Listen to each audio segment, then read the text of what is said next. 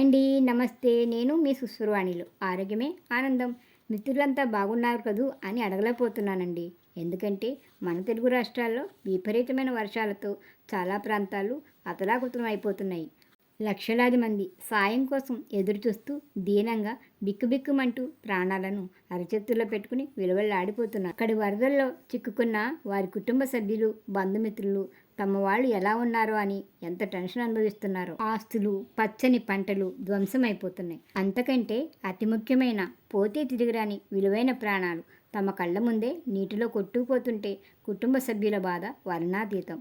పశుపక్షాదులు చెల్లాచెదురైపోతున్నాయి. అక్కడ ఉన్న మా వాళ్ళ మాటలు, టీవీలో దృశ్యాలు చూస్తుంటే కన్నీళ్ళు ఆగడం లేదు.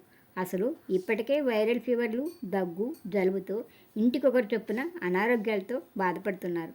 ఇప్పుడిక వరద నీరు తగ్గిపోయాక కలుషిత నీటితో అంటురోగాలు విజృంభించేస్తాయి. తగిన జాగ్రత్తలు తీసుకోవాలి. ఈ కష్టంలో మన తోటి వారంతా త్వరగా కోలుకుని మామూలు స్థితికి రావాలని కోరుకుందాం. సరే మరి. జ్వరం, దగ్గు, జలుబు తగ్గి అరుచి సమస్యలు తగ్గడానికి మొన్న సీకాకాయ పచ్చడి చేసి చూపించాం కదండి. ఇదే సమస్యపై కొందరిని రోజుల తరబడి పట్టుకుని వదలని దగ్గుని 3-4 రోజుల్లో తగ్గించే ఒక చిన్న చిట్కాని మా ఇంట్లో వాడాము. బాగా తగ్గింది. మీకెవరికైనా ఉపయోగపడుతుందేమోనని ఈ చిన్ని వీడియో చేసి పెడుతున్నాను. చూసేయండి.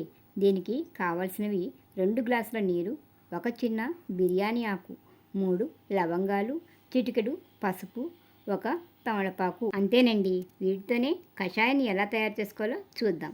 ఒక గిన్నెలో 2 చిన్న గ్లాసుల నీరు పోయండి. అవి కాస్త వేడయ్యాక వాటిలో చిన్న బిర్యానీ ఆకుని ముక్కలుగా చేసి వేయండి. తర్వాత అందులో 3 లేదా 4 లవంగాలు, అంటే ఘాటు ఎక్కువ అనిపిస్తే తగ్గించుకోండి. ఇప్పుడు చిటికెడు పసుపు, చివరగా ఒక తమలపాకుని వేసి బాగా మరిగించాలి. ఎంతగా అంటే మనం వేసుకున్న 2 గ్లాసుల నీటిని 1 గ్లాసు అయ్యేంత వరకు అన్నమాట. మధ్య మధ్యలో ఒకసారి కడుతూ ఉండండి. బాగా మరుగుతుంటే మంచి అరోమా వస్తుంది. తర్వాత గిన్నెను దించి ఇలా వడకట్టుకుని గోరువెచ్చగా ఉన్నప్పుడే తాగాలి. ఇలా 3 రోజుల పాటు చేస్తే జలుబు, దగ్గు తగ్గుతాయి. ఈ కషాయంలో వేసిన బిర్యానీ ఆకు రెస్పిరేటరీ సిస్టమ్కి బాగా పనిచేస్తుంది. లవంగాలు శ్వాస బాగా జరిగేలా సహాయం చేస్తుంది. పసుపు యాంటీబయాటిక్గా పనిచేస్తుంది కదా. ఇది జలుబుని తగ్గిస్తుంది. దగ్గుని తగ్గించడానికి బాగా పనికొస్తుంది. అలాగే తలనొప్పిని తగ్గిస్తుంది. తమలపాకు దగ్గుకి ఎంత బాగా ఉపయోగపడుతుందో మన వీడియోలో చెప్పాను కదా. ఆ వీడియోని కింద డిస్క్రిప్షన్లో ఇస్తాను. చూడని వారు చూసేయండి. అన్నీ మన ఇంట్లోనే అందుబాటులోనే ఉంటాయి. అవసరం, ఆసక్తి ఉన్నవాళ్ళు తయారు చేసుకుని వాడి చూడండి. దగ్గు, జలుబు అనేది అనుభవించే వారికే కాదు, చుట్టూ ఉన్న వారికి కూడా ఇబ్బంది కలిగించేదే కదా. పిల్లలు తాగటానికి ఇబ్బంది అనిపిస్తే కాస్త పటిక బెల్లాన్ని కలిపి ఇవ్వవచ్చు. చూసారుగా, ఒకసారి ట్రై చేసి చూస్తారా? వీడియో నచ్చితే లైక్ ఇవ్వండి. మీరిచ్చే లైక్ వల్ల వీడియోని మరింత మంది చూసే అవకాశం కలుగుతుంది.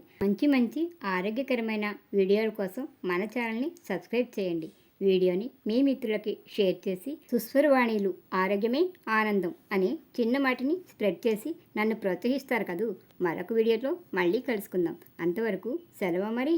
నమస్తే.